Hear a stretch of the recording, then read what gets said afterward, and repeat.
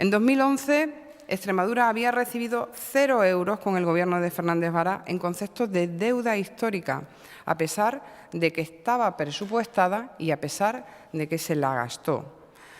Y mientras se critica el acuerdo, se ha cerrado un acuerdo real por valor de 430 millones de euros. 430 millones de euros frente a 0 euros del señor Fernández Vara.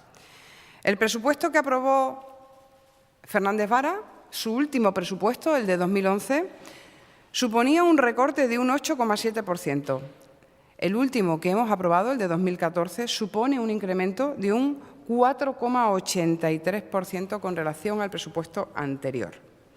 En 2011, el número de perceptores de la renta básica era ninguno, a pesar del compromiso del señor Fernández Vara.